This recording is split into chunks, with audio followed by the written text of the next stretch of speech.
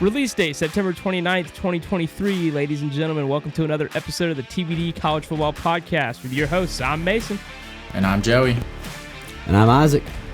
Welcome to another episode, Season 4, Episode 7 to be exact. This episode is entitled, This One Will Be Close. Because as I was looking at the game list this week and writing my notes, I found myself saying, this one's going to be close. No, this one will be close. No, this. So they're all going to be close games. We've got a great slate of college football this week. Super excited to jump in. We're going to do something that we haven't done on this podcast before, but we've been doing on our Instagram. We have this thing called our pick podium. Yeah, it's our pick podium. So basically, we've been keeping track of our picks, which ones we got right, which ones we got wrong. Starting off week 4, I went 9-1. Joey went 7-3. Isaac also went 9-1. In third place, we have Joey 23-17. In second place, we have me 29-11, and in third place, we have Isaac at 31-9. We're looking good. We're going to take a quick look at some of the notable picks that set us apart last week. First off, with me, I picked Wyoming over App State. That was the one game that Isaac got wrong. I picked Wyoming because of their body of work. Obviously, that game was incredibly close, but what put me over the edge to picking them was their body of work. Beating Texas Tech at home in week 1. Taking Texas to the wire, playing them extremely well, extremely close. So I had them winning that game. Obviously, Joey and Isaac picking App State because of their notability of beating teams they really shouldn't, and because it's the home team, right? But Isaac, this is the next notable pick. Isaac picked Ohio State over Notre Dame. Why did you pick Ohio State over Notre Dame? Well, for me, this one's nice and simple, and it's because as much as I didn't want them to win, I've learned the hard way to not bet against them. Too many times I've seen Ohio State in games where they shouldn't win, or I really don't want them to win, and they find a way to do it. And we'll talk about it later, but Notre Dame kind of fell apart towards the end. And I was like, you know what? I was like, they're probably going to take it. And then, especially with Ryan Day's comments after the game to Lou Holtz, I felt like I made a good pick because of the fact that they were fired up and ready to roll. So, unfortunately, they did win. I wish I would have got it wrong, though. Yeah, I think that I think me and Joe are on the same page of that too. We thought that Notre Dame was going to come in and play really well offensively, and they did. They ran the ball extremely well, but their defense is what let us down. And it was a good defensive game in the first half, but they Marvin Harrison Jr. and Emeka Ibuka are two insane receivers, and it showed up. So, final game, looking at. Me and Isaac, we picked Florida State over Clemson. Joey picked Clemson. We picked Florida State. Obviously, we're correct. Joey, what led you to pick Clemson, and why did you pick Clemson instead of Florida State? I picked Clemson mainly because they have a better defense out of all the people that Florida State has played and are going to play throughout this season. So I thought that Clemson's defense was going to help them out and continue to be elite, and which they did. It's just a matter of the offense not holding through. Yeah, I mean, that makes perfect sense. I think me and Isaac picked Florida State because we thought the offense was going to be really good. I had no idea going into that game that Florida State was ranked 101st in defense, which is horrible. It showed up on Saturday, that's for sure. But it was a really good game either way, really close game, really well-fought game. Both teams played hard. I'm going to put my foot in my mouth a little bit later, but we're going to move on and get into our game of the week, and we're going to pick some games for you guys, and we hope that we can help, and we hope you guys have some fun listening. So, Isaac, why don't you tell the folks, like normal, what's our game of the week? All right, folks, our game of the week is 11th-ranked Notre Dame playing in Durham at Wallace-Wade Stadium against the 17th-ranked Duke Blue Devils at 7:30 p.m. on Saturday night. Yeah, 11 Notre Dame, 17 Duke. This is going to be a good one. Notre Dame, like we just mentioned, coming off a super tough loss to Ohio State. I mean, you got the game won. All you got to do is get some defensive stops. 4 defensive stops is all you need. They let them drive down the field. At one point, they even got Ohio State on an intentional grounding call because they brought the pressure so good. It was 3rd and 19, and Kyle McCord, after that, found Emeka Ibuka at the 1-yard line. It was pretty much over from there. So they ended up losing. Ohio State gets the dub. Seriously tough loss. But this Notre Dame Duke game, this is a game that's huge for playoff implications. We were also talking about the LSU Ole Miss game for our game of the week, but we thought this one had more importance for the playoffs. That one's just, trying to get the top of the SEC West. But this game is more important. Duke coming in, they're still 4-0. They're looking to make their way into the top 15, into the playoffs, especially after getting wins over the likes of Clemson and Northwestern. I did want to hit a quarterback comparison here. Sam Hartman from Notre Dame, and this is through 4 games. This is not including their game against Navy. He's 62 and 92, 67% completion rating, 985 yards and 10 touchdowns. Now this is crazy. Riley Leonard from Duke, 67 and 99, 68%, 778 yards, 2 touchdowns. 2 touchdowns. He had 1 touchdown run against Clemson in week 1, and then his last one was last week when he ran another one in. So over 4 weeks, and this guy is only responsible for 2 touchdowns. That is a little scary to me. The Notre Dame defense, they've given up 260 yards allowed a game. The Duke defense, they've given up 276 yards a game. So this game is going to be pretty close. Will it be as close as Ohio State Notre Dame? This game is going to tell us if Duke is actually legit. The ESPN FPI, Notre Dame 69%. The spread is Notre Dame by 5.5. Isaac, you're picking first because I picked first last week. It's the way the cycle goes. Who you got, brother? Well, this one's tough because College Game Day is going to be in Durham for the first time ever for football. They've been there a lot for Duke basketball, obviously. Shout out Coach K. Just kidding, he's retired. Anyway, this one's going to be a good one. I think the crazies are going to be out. I don't know if they call them crazies in the football stadium. Anyway, all that said, Notre Dame, their defense looked really good against Ohio State. It was a defensive battle. Mike Elko has changed the culture in Durham. Duke has looked really good, but it's concerning that Riley Leonard's only responsible for 2 touchdowns through 4 games. With that said, I think Duke has a chance to keep it close, but I got the Irish by a touchdown. Yeah, I mean, it is concerning to see that Riley Leonard is only responsible for 2 touchdowns within the past 4 weeks. But I do have to say that they have been running the ball a lot, and that's really what they've been known for. It's just that Clemson game, the only thing they could get going was the pass. And unfortunately, as a Clemson fan, it ended up working out pretty well for them. But against this Notre Dame team, I'm going to say they're legit, man. I mean, their defense really looked good against Ohio State, which doesn't say much. Their offense hasn't really been performing how a typical Ohio State offense is. I think it was just a rough game for the Notre Dame offense. Not saying that they're bad. It just wasn't a good game. We did not see a typical Notre Dame offense with Sam Hartman in there. So really, I don't think it's really a hard choice. I'm going to pick Notre Dame for this game. I think it's honestly going to be a blowout. Duke's offense couldn't really get anything going on Clemson until late in the game when mistakes were being made on the offensive end of Clemson. I don't think Notre Dame is going to make those mistakes. I think they're just going to power through.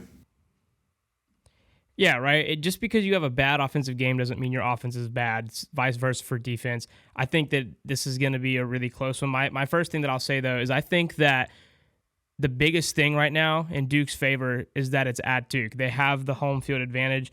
And if I'm Duke, I'm going to go back to the Clemson game. I'm going to look at what worked against Clemson. How did we cause fumbles? How on defense? How did we run the ball against them?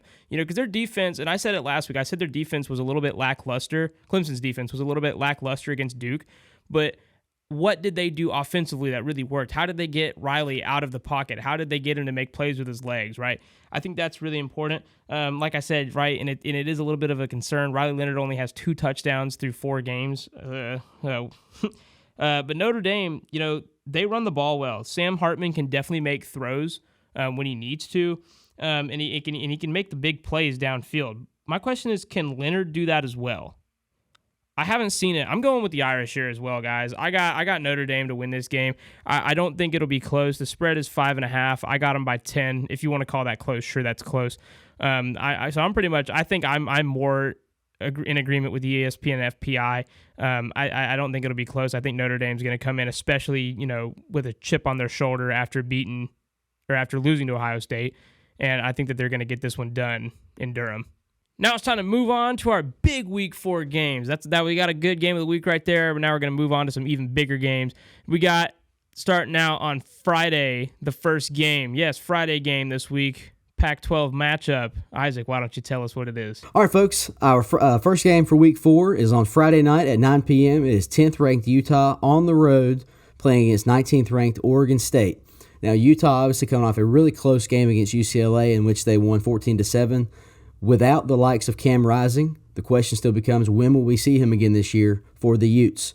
It's a $1 million question we've asked since Week 1 when they played Florida. I do not know. Oregon State coming off a really close game to Washington State. Of course, you guys saw us pick that game last week. Washington State, their offense, they ended up coming out with a dub. Only by 3, though. It was a high-scoring game, 30-plus points for each team. Utah is trying to hang on and stay in the top 10, while Oregon State is trying to just stay ranked. Obviously, Utah potentially being in the top 10 is in the running for a playoff spot, of course, if they can make a run for the Pac-12 later on in the year. The ESPN FPI has Oregon State at 58%. Obviously, they're the home team, and the spread has Oregon State by 3. So that's not too far off, just over halfway for the Beavers, and a 3-point spread. Joey, you're picking first. Who you got? No, I don't agree with the spread. I don't agree with the FPI. I think Utah wins this. I think this is the first real defense that DJ faces and the Oregon State offense faces. I think although Washington State has a decent defense, they're mainly offense. Utah is all defense right now. Offense really hasn't had it going. Again, Cam Rising, when is he going to return? Is he even real? Who knows, man? So, I got Utah winning. No. Man, I made some notes. I didn't get to watch the Utah-UCLA game, but I got to watch a little bit of the Oregon State-Washington State game, and let me tell you, Washington State, I think they might be the real deal in the Pac-12 this year. That might have been the dark horse that I should have picked up in our dark horse series. Utah's defense, man, they are stout. Utah won 14-7, and one of those touchdowns, it came off a pick six on the first play, on UCLA's first drive of the game, their first play of the game. Utah's offensive line, they look good. They help open up the run game, which is going to be really important here. The problem is their offensive scheme, it's just too conservative right now. And maybe it's because of the lack of Cam Rising, I don't know. But I see screen pass after screen pass and short throw after short throw. They're going to have bigger plays against Oregon State. Like, obviously, they do make big plays, but it's just not enough. The rating of, like, they do these many, short plays versus this little of big plays. They're going to have to come up with something explosive, big runs, big throws downfield. Because then you look at, their one offensive score, Utah only got one offensive touchdown in the entire game. The only point scored in the second half was the UCLA touchdown. So that tells you everything you need to know about their defense, but their offense, because I don't know. I don't think UCLA's defense is that good. Oregon State secondary, they're garbage. Go back and look at how many freaking passes that were completed when they were right there that they could have, made a play on the ball. And I mean, every single completion. It was insane, man. And the other thing is they just don't do a good job of finishing tackles. I mean, there were so many yards given up after the catch, and like I said, they're right there. They have to finish. Uiagalelei still making silly mistakes. Sorry, Joey, but definitely better than he was at Clemson, but it's still just a struggle. The Oregon State run game, though, that's like the thing that's really solid. Almost every single touchdown that Oregon State had against Washington State was a running touchdown. I think they had one passing touchdown from Uiagalelei. So if the Utah defense continues their reign of terror, this could be a super long day for the Beavers. I got Utah. Utah, this is easy. I don't think that the Beavers are going to be able to do anything. Yeah, I mean, like Washington State, but their defense isn't that great, right? It was 38-35. Utah was able to hold UCLA, who has a pretty potent offense, still young but potent, to 7 points the entire game. I got the defense winning this one. They play complimentary football. Oregon State's not coming out on top. I got Utah. I definitely think Oregon State will look the best uniform-wise, though. I was going to make a smart comment about uniforms, but considering how well Oregon looked and played last weekend, I'm not going to. So, yeah, this one to me is also pretty self-explanatory. Utah, as a program, I was looking back at last season, when they beat USC, not once, but twice. And the second time, considerably, by 3 touchdowns. Utah is a really good defensive team. I like them to pull off the upset this weekend. I think they'll cover. I like the Utes by 7. I think they'll go on the road and get the win, and they'll retain their top 10 spot. Meanwhile, the Beavers probably going to fall out. But I also did forget until Joey mentioned it a while ago that DJ was at Oregon State. Either way, I got the Utes. That's another TBD triple pick. 2 in a row. All right, so on Saturday now, our first game that we're picking on Saturday is number 8 USC at Colorado at 12 p.m. Colorado looked rough. And when I say rough, I mean rough. I mean no offense whatsoever. Defense in shambles. No Travis Hunter to swoop in and save them. But that is Oregon. This is USC. USC does not have a good defense. They have a phenomenal offense. Do not get me wrong. They've had a phenomenal offense ever since Lincoln Riley came in. But no defense whatsoever. That's a big difference between them and Oregon. Now, here's the thing. We already know that Colorado doesn't have a defense. So can their offense at least score against USC to even keep up? ESPN FPI USC at 90%, and the spread is 21.5 in USC's favor. Mason, go on ahead, boy.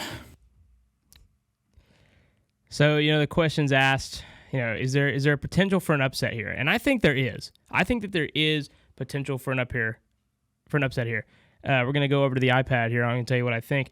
If there is any team in the Pac-12 right now that is on USC's schedule coming up in the near future, obviously this weekend, that's going to upset them, it's Colorado. I mean, Colorado has the offense to do it. We've seen what they can do. Yeah, losing Travis Hunter, that's a big loss. Like we said, it's like losing, your star defensive corner and your star wide receiver. But also on the show, we're under the belief that one person doesn't make a team, right? You have to have everything around you. And they still have some great guys on the Colorado offense that can make some things happen. USC has Caleb Williams and a potent offense, but that's about it. Like Joey has mentioned, their defense is pretty tragic. The USC defense has given up 365 yards a game this season. Now, the Colorado defense has given up 476 yards, which I guarantee you most of that's coming from the Oregon game because that was a god-awful beatdown, and probably a little bit from the Colorado State game. Obviously, they don't have a defense. They're still building there. It's Coach Prime's first year. But USC, man, that 365 yards a game when you're a Power 5 team like that and one of the best in your conference, that's horrible to give up that many. So if you want my honest opinion, if Colorado offense actually shows up, I will not be surprised if they upset USC. Now, I also wouldn't be surprised, though, if USC beats Colorado by 30. I don't think that's going to happen here. That's why I got USC to win this game. Gotcha. I am going to pick USC to win, but I'm not going to say that they cover this spread. I got USC by 17 points. I think that their defense is going to give up way too much against Colorado. I think that Prime is coming in there with a game plan. I think this is not going to go like the Oregon game. I got USC. If there's one thing in this game that's going to be in favor of the Buffaloes, it's the fact that it's in Boulder. If there's one thing. Obviously, still no Travis Hunter. USC defense giving up 365 a game. Colorado defense giving up 476 yards a game. Obviously, trended very negatively by last weekend against Oregon, in which case they gave up 500 plus. With that said, Colorado has the potential for it to be an upset, but I don't think they will. I've got the Trojans. I think it will be a typical Pac-12 shootout, but I think the Trojans will, in the long run, get the win. I don't think they cover. I like them by 21, just under the spread, but unfortunately, it'll be another loss for primetime. All I'm going to say is I wonder if Colorado loses this game, if ESPN's going to keep posting about them and Taylor Swift, or if it's just going to be Taylor Swift from here on out. Who knows? Who knows? But all I got to say is this is offense versus offense, and what we know is if it ain't broke, don't fix it. We've picked USC when it comes to offense versus offense. I'm going to stick to USC when it's offense versus offense. I wouldn't be surprised. This is a game where I can see an upset happening, but I don't think it happens. After that Oregon game, I mean, we saw big flaws in the team, and, what's an issue with Lincoln Riley is in film, when he sees flaws, he goes off of it, and he builds his game plan off of the flaws that he's seen. I know every team does that, but he excels in it. So yeah, I got USC. I'm gonna go ahead and say 24 points. Yeah, he might fix it offensively, but obviously not defensively. I don't see any reason why they couldn't go 24 points and win that by 24. But that is that. We're going to move on to our next game, and this one is actually another one of those underrated games that people probably aren't looking at. SEC fans definitely are. This is number 22 Florida at Kentucky at 12 p.m. Kentucky, they're coming in at 4-0, but both teams coming in undefeated in the SEC so far. So obviously, they're trying to tie Georgia for first in the SEC East, barring an upset. I'll go over Georgia this weekend. Florida seems to be battle-tested, right? They've gone to Utah. They played there. They beat Tennessee at home in the Swamp. Kentucky, however, the toughest team that Kentucky has faced is Vanderbilt, if that tells you anything. The team breakdown, I thought this was important. The Florida offense, they're averaging 413 yards a game, 248 pass yards, 165 rush yards. Kentucky, 397 yards a game, 396 pass yards, 132 rushing yards. Florida D, they've given up 245 yards a game. They've allowed 163 passing yards and 82 rushing yards a game. The Kentucky defense, they're allowing 293 yards a game. They're allowing 216 pass yards and 78 rush yards a game. Now, why did I go all through that? Because I'm going to make some obvious statements based on that. Florida runs the ball extremely well. Duh, Trevor Etienne. Kentucky throws the ball extremely well. Duh, Devin Leary. Florida has trouble defending the pass. Kentucky has trouble defending the run. This game should be interesting. The ESPN FPI is actually Kentucky 52%, and the spread is Kentucky 2.5. I'm not going to make my pick, but if you want my honest opinion, I think that spread is in their favor simply because it's at home, because this is going to be a seriously even matchup. One of the most even matchups I think we have on this spread of games this week. So, Isaac, unfortunately for you, you're picking first. Who you got? This one is like a typical SEC East matchup. It's the battle for who can be viewed as second tier to Georgia. Now, that said, Florida's coming off a couple of weeks ago. Big win in the Swamp over the Volunteers. Again, Tennessee's not that great. Kentucky, they've got Devin Leary, good quarterback, transfer from NC State. I would agree. I think the spread is in favor of the Wildcats simply because it's in Lexington. The toughest team Kentucky's played has been Vanderbilt. I don't like this, but I've got the Gators.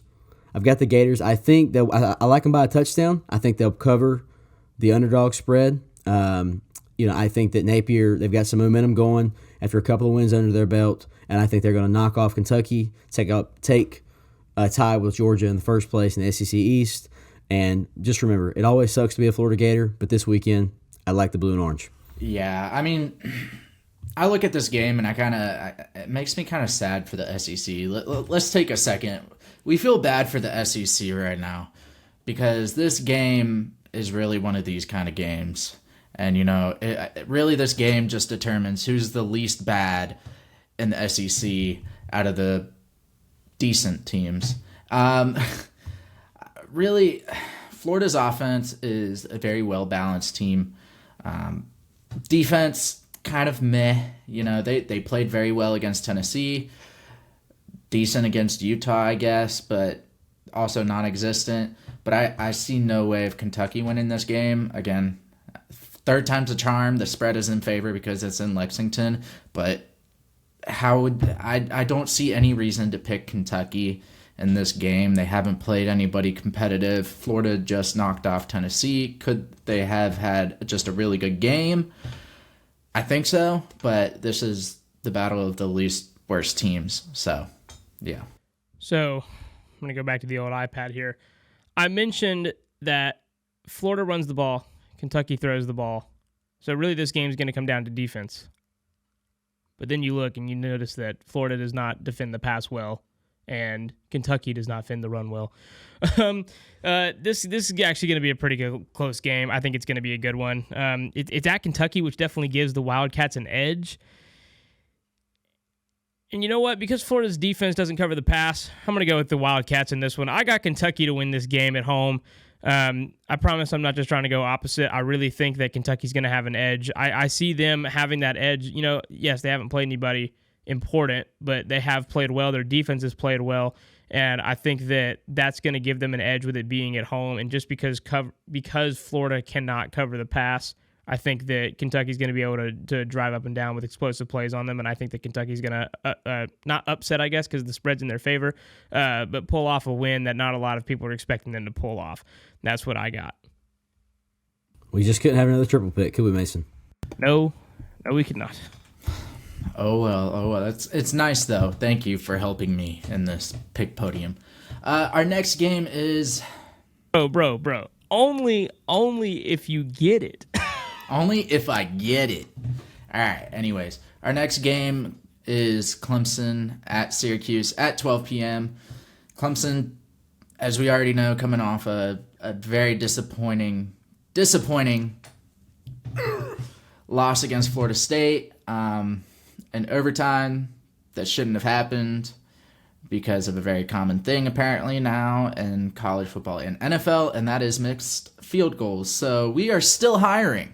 We hired somebody out of Charleston, and he decided to miss the possible game-winning field goal. Anyways, Syracuse, they are coming in undefeated. They beat Purdue and Army, two kind of meh teams, but not meh team in Purdue. I don't know. But, if you're a Clemson fan, you know this. If you're a Syracuse fan, you probably know this, but on the less bright side, Clemson always plays Syracuse close in Syracuse. They can't. Honestly, the past few years, it's been no matter what, Syracuse is playing close. I don't know what it is. I don't know why it happens. It needs to stop. Hopefully this year. The last time Syracuse has beaten Clemson is in 2017. They won 27-24. So again, close game, just not on the right end. Another thing to kind of note though is that Clemson, last time they went 9-3 was in 2014.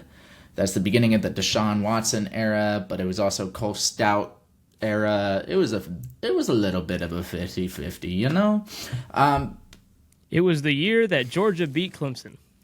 We're not going to talk about that. It was the year after Clemson beat Georgia. We beat them in 2021. Anywho. Who cares? Anywho, some people say, Clemson still has a chance at the ACC championship. To be completely honest, personally, I don't think we're in it anymore. Taking a loss to Duke and Florida State. Florida State has to lose 3 games, ACC-wise. They play Duke, they play Miami. Those are their 2 toughest matchups, and barring how the Notre Dame-Duke game goes, that might not be a great matchup either. ESPN FPI actually has Syracuse at 55%, but the spread says otherwise. It says Clemson at 7. Isaac, what do you think? So I think this is a battle, obviously, of the oranges in the ACC.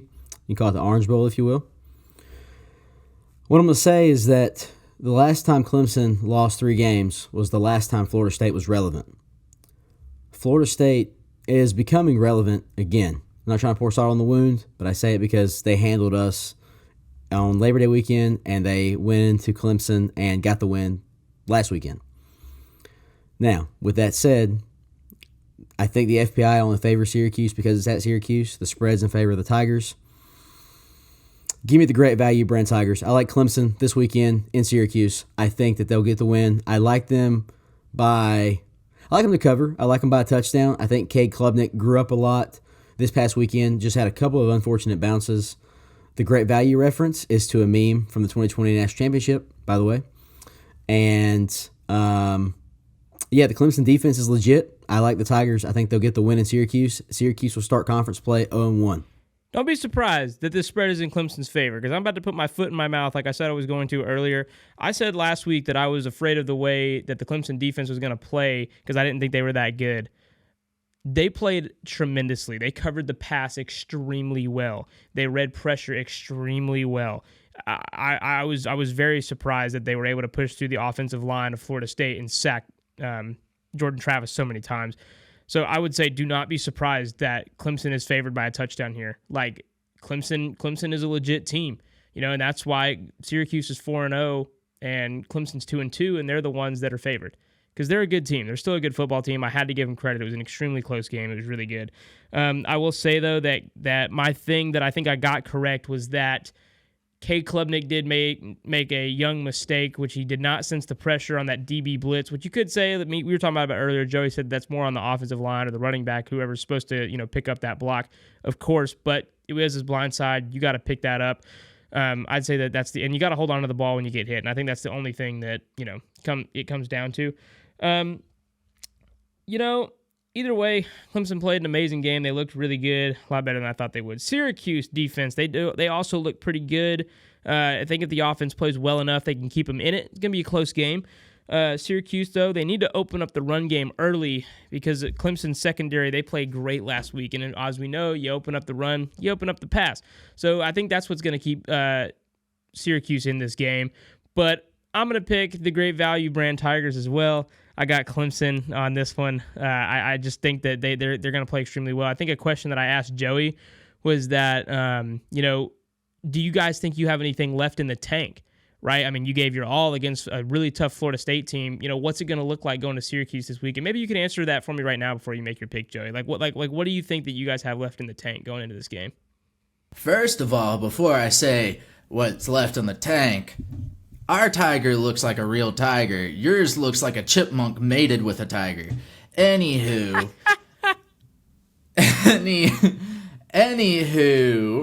what's left in the tank is this. Clemson, they're big on that 10-win season. That's one of the biggest things under Dabo's belt.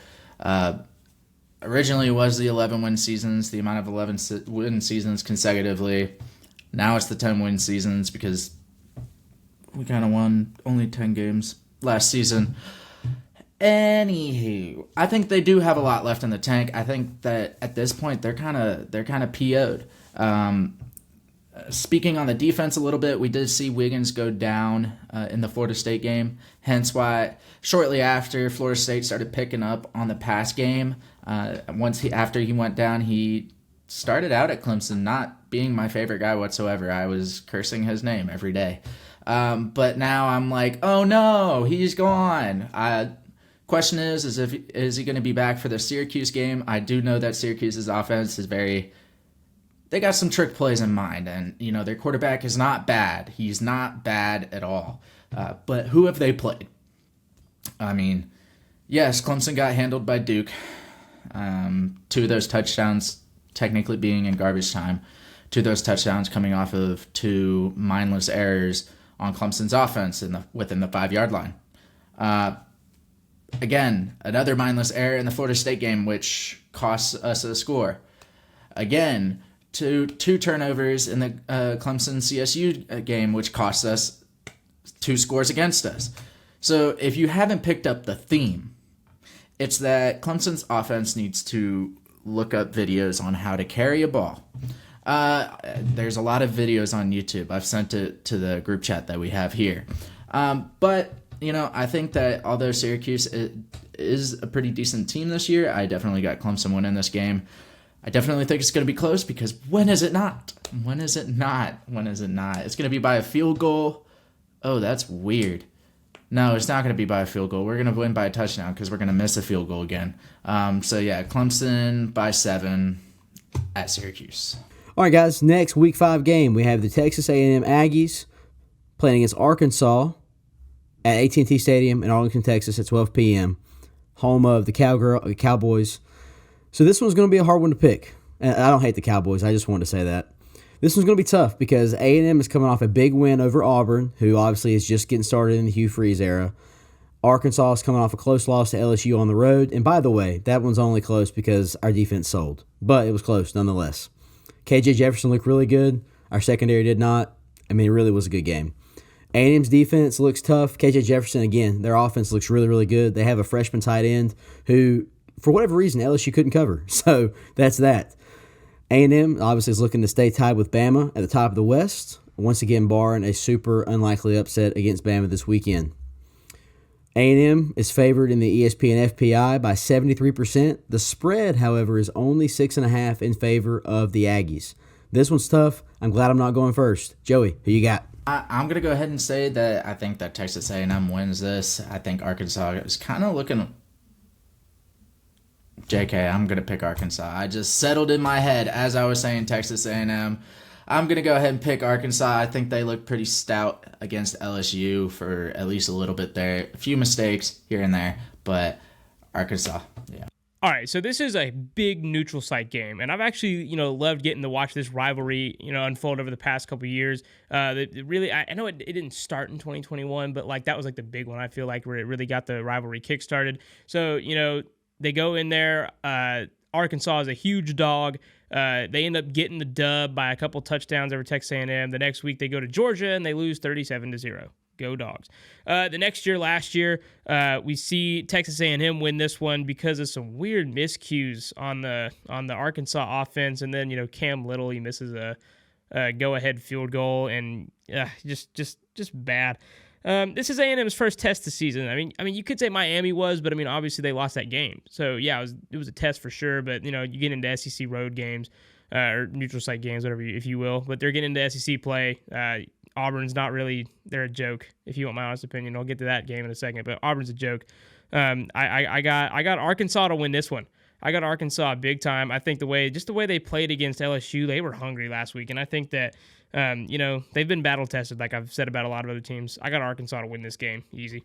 So this one's a battle of a team that I really don't like and a team that I kind of don't like.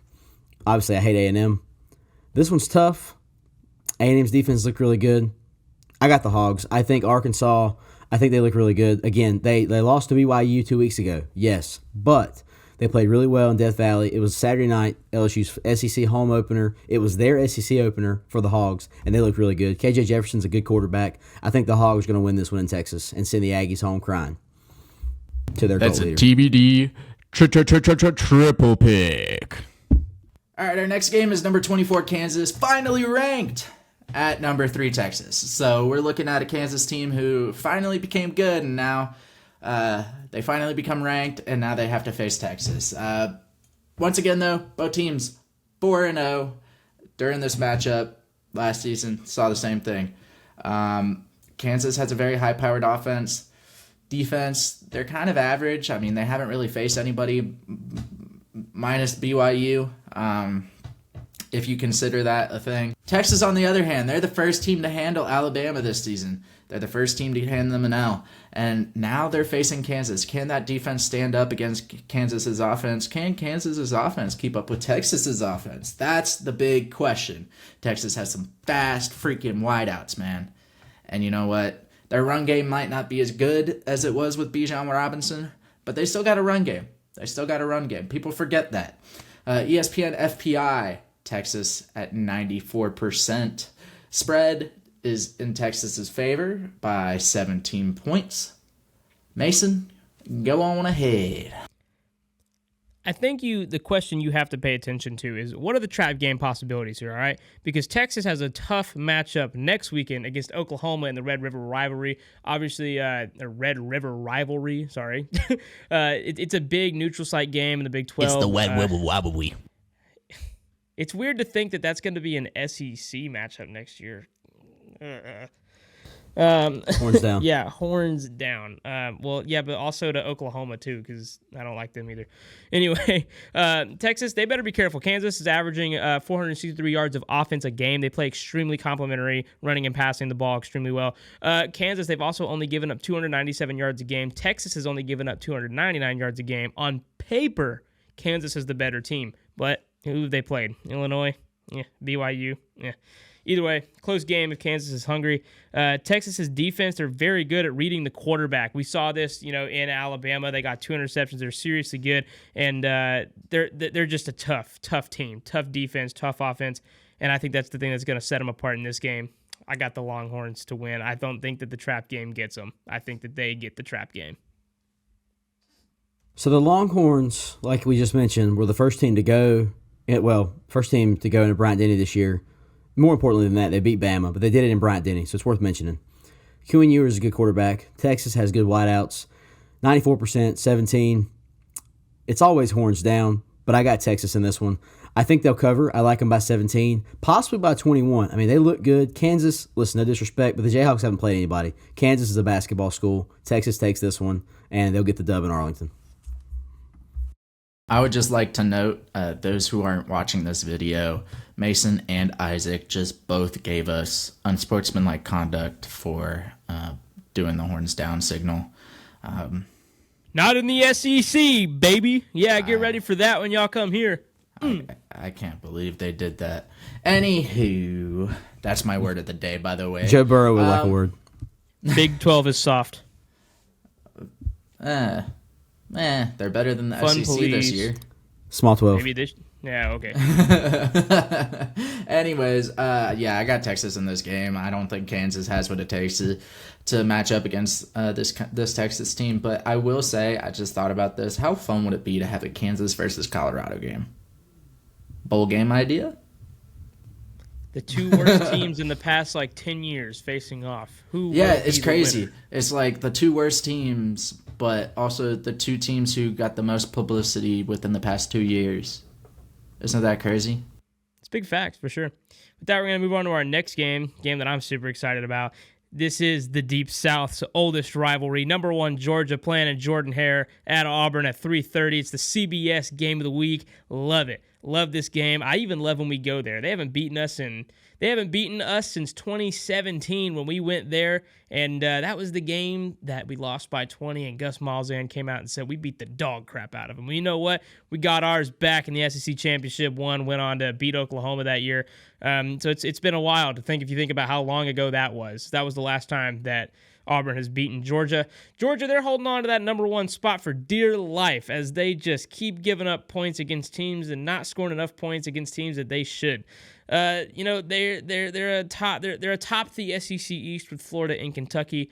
Can Auburn change that? With the injuries that Georgia has early in game, or with the struggle that Georgia has early in games and the injuries they're facing, plus playing in Jordan-Hare, could Georgia be on upset alert? I mean, Carson Beck, he struggles. How will he do? That's a real question I have. How is Carson Beck going to do, starting in a road environment of one of the toughest places in the SEC to play? Auburn, they're coming off a loss to A&M. Was that a trap game for them? Were they really looking forward? Does Hugh Freeze want this so bad? How tough is this Auburn team going to be coming in? ESPN FPI, no surprise. Georgia, 82%. The spread is Georgia by 14.5, which to me, that's a little low. Especially when the ESPN FPI is that high. 14.5, to me, that's a little low. I guess not when you looked at we almost, fumbled the bag against South Carolina, ended up winning by 10. Maybe it's on the road. I guess maybe that is fair. But Isaac, who you got? I would agree. I think the spread is pretty low, but I think that has to do with the slow starts the Dogs have had so far this season. It's not a knock, it's just a fact. Obviously, Jordan-Hare is a tough place to play. It's going to be a really good game. I got the Dogs. I like them to cover. I like them by 17. If they won't cover, they won't blow them out, I don't think, but I like them by 17. I think Auburn puts up enough of a fight because it's a rivalry game. It's at home, but at the end of the day, the Dogs take this one, and Georgia will stay number 1 once more. Yeah, I don't understand why the spread is this low. I think it's more because Georgia's kind of struggled on offense in the first half, but I don't see Auburn putting up any kind of fight. I got Georgia.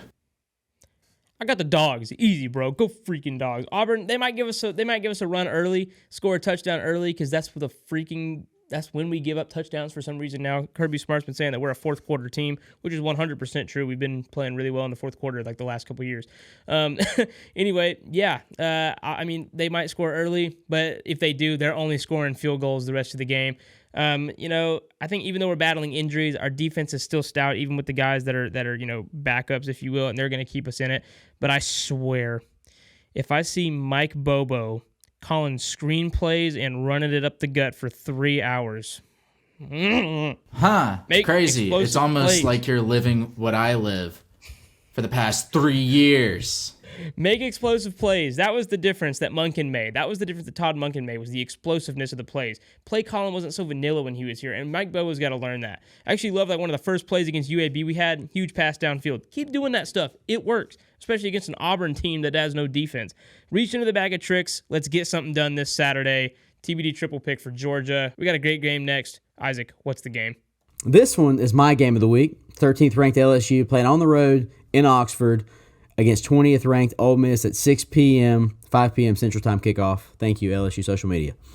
Ole Miss, obviously, a rough time for them coming off the loss against Bama. If there was ever a year for Lane Kiffin to finally be the next assistant to beat Saban, this was the year. And I would have to say it's probably his last, because Bama is not good this year. They're just not. I mean, when's the last time Bama was outside the top 10? This year? Yeah, 10 years ago, exactly. LSU, however, just barely escaped Arkansas at home. We were 17.5-point favorites and only won by 3. Defense sold. Deuce Chestnut shouldn't be in the secondary anyways. As bad as Ole Miss defense is, on paper, they're actually better than LSU's, but LSU's offense is better by about 70 yards per game. This could be another close SEC matchup. Ole Miss needs this one to stay in contention for the SEC West. This one's been good the past few years. LSU last season struggled early. Yeah, they were trailing at halftime, came out in the second half, and ended up winning 45-20. It was a shutout in the second half against Ole Miss in the offense last year in Baton Rouge. The last 5 years, LSU is 4-1 in the Magnolia Bowl, and they've scored 40+ in all 4 of those wins. The FPI has Ole Miss by 57%. The spread, however, has the Tigers by 3. This one's going to be a good one on Saturday night.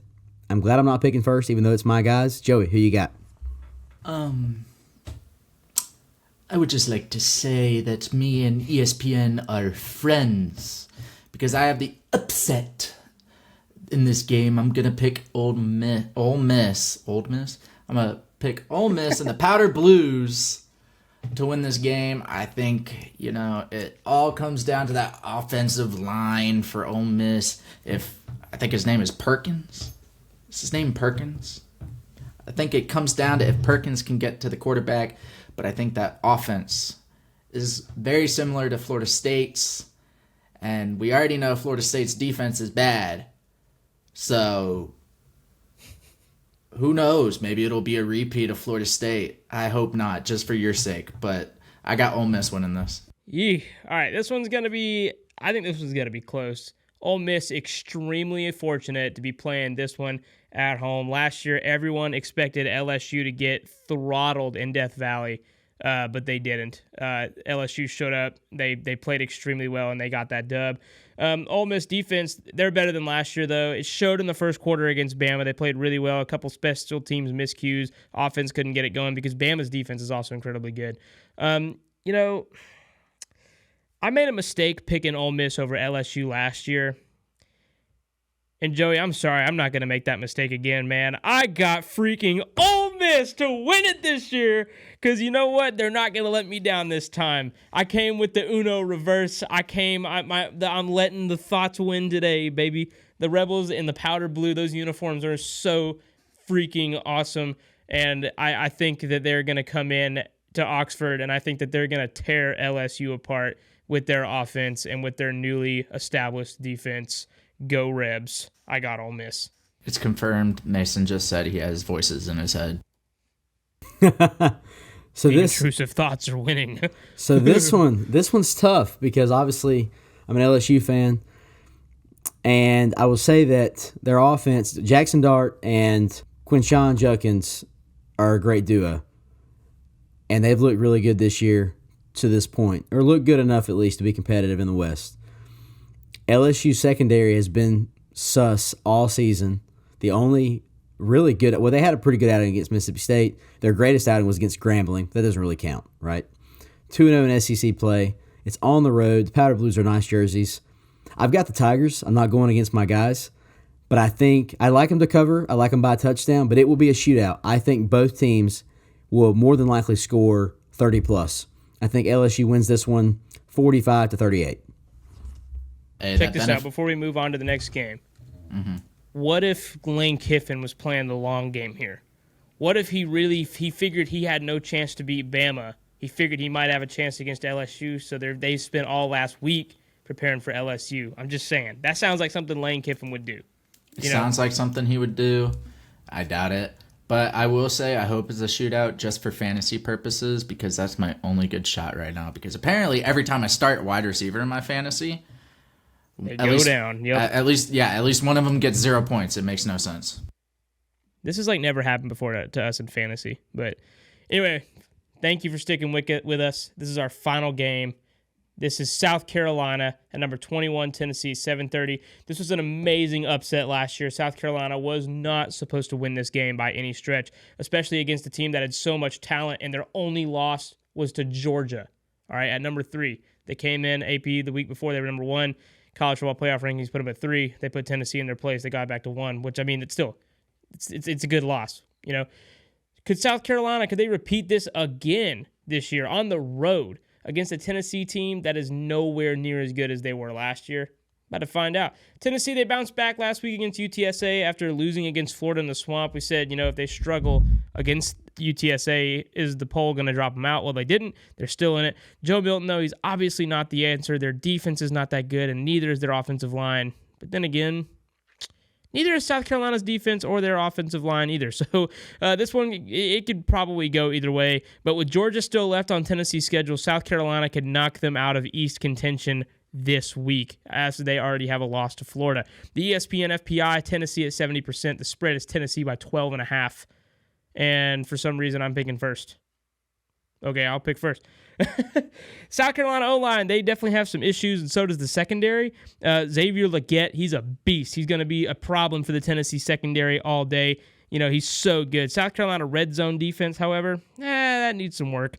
They let every rushing attempt into the end zone against Mississippi State last week. When matching up quarterbacks, I think Spencer Rattler is much better. He's able to extend plays with his legs without even crossing the line of scrimmage. He just runs side to side, finds an open receiver, and makes a play. Joe Milton, super inaccurate, kind of overrated, and Spencer Rattler's accuracy is much better. To me, the only thing in Tennessee's favor is the home field advantage. And that's saying something because I really don't think Tennessee is that good this year. This matchup is way closer than last year, too. I feel like these teams are way more even than they were last year, and last year South Carolina figured out a way to win. Can they do it again this year? Yeah, they're going to do it again this year. I got South Carolina to win this game. I got the Cox to go on the road and win by 10 points. Like I said, I just don't think Tennessee's that good, man. Yeah, it's Neyland Stadium, but their offensive line is horrible. Their defense can't cover the pass, and they don't get pressure on quarterbacks. I got the Cox to win this one. Ew. So this may very well be the toughest pick of the episode. And, of course, we're finishing with it, so that's great. Joe Milton is not a good quarterback. We saw it at Florida 2 weeks ago, and I can't remember what the exact stat was, but he has yet to complete either a pass at all or for a first down or a touchdown. He has yet to do something successfully while on the run because he's a pocket-only QB. It's at Neyland. It's in Knoxville in that gaudy orange that nobody likes. No, they're in their all black this weekend. They're in all black this weekend. It is confirmed. I know. But what I'm saying is that it's the gaudy orange trim, and nobody likes that orange. They just don't. Now, the only thing Tennessee has going for them that orange is that website where you can punch in your ticket and see which color to wear for the checkered. That's the only cool thing they've got. It's that uncomfortable inside of a pumpkin orange. It's that orange that Sandra Bullock said, I will never wear that gaudy orange. That's perfect. We just called the Ole Miss game. Now we're talking about Tennessee. That's perfection. All right. Anyway, shout out Blindside. So, with that said, Tennessee 70%. Volunteers 12.5-point favorites. It's at home. It's Saturday night in Rocky Top. It'll be football time in Tennessee. I've got the Cox. I think South Carolina's going to go on the road in Neyland and upset simply because the fact that Tennessee is just so unpredictable. And now, if they have an edge, it's because it's at Neyland. But I like South Carolina. I think they win by 10. I don't think they cover, but I think they win by 10. And unfortunately, I'm not sure what that's supposed to be. Jesus and Clemson. That's perfection. You need Jesus after you just said those god awful words. Yeah. Anyway, I got the Cox. This will be a good weekend in college football, and thank you guys for sticking with us. Joey, who you got? I don't know why y'all would choose that awful team. I got Tennessee winning this. I think that Mississippi State showed that Carolina can struggle against the pass. Carolina has struggled all season already. And every time people consider Carolina, they say, oh, can Carolina beat Georgia again this year? Can Carolina beat North Carolina again this year? And every time it's no. So why would it change? I got Tennessee. Well, last year they actually did beat Tennessee. And even this year, they played Georgia pretty close. Their offensive line sucks, and also they did beat Mississippi State. Now, yeah, it was a back and forth game, and it was pretty, but they never trailed. Back and forth is in South Carolina. Obviously, like you said, they have trouble defending the pass.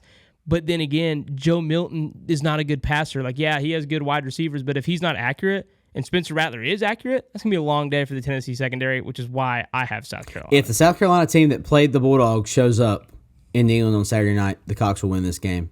Absolutely, they will. But that's our episode, and we appreciate you guys listening. Obviously, we have a I thought there was really going to be, some more parity. I thought we were going to pick a lot differently that episode, but I guess not. I guess these picks were pretty easy for us to make, except for like 2 or 3. But that's where we're at. And guys, we just thank you so much for listening. And always remember, it's the tagline of our show. No matter what team you pull for, if you're on God's side, you're always on the same team.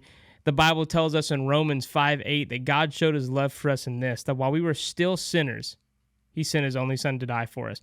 While you were still the enemy of God, living in your sin, Jesus came to die for you. God sent his only son to die for you, not because of anything that you could ever do to earn it, but because he loves you. God does love you. If you ever have any questions about that, you can always reach out to us, send us a message on Facebook, hit up our Instagram DMs, leave a comment on this YouTube video. We'd love to talk to you about the gospel. And the question asked, what's the gospel? The gospel is that you are a sinner. You have sinned against God. But fortunately, through the cross, you can be forgiven. The blood was shed for you. God died. God sent his son to die for you because he loves you. There's nothing you can do to earn it. All you can do is accept it. And we think that you should, because my life has never been the same. Isaac's life has never been the same. Joey's life has never been the same since we met Jesus and gave our lives over to him. Guys, we hope you guys have a great week. We're praying for you. If you guys need any prayer requests, we actually have our Google form up now on our Instagram. Go check it out and leave us a prayer request if you need it. And, yeah. Bye-bye. Later.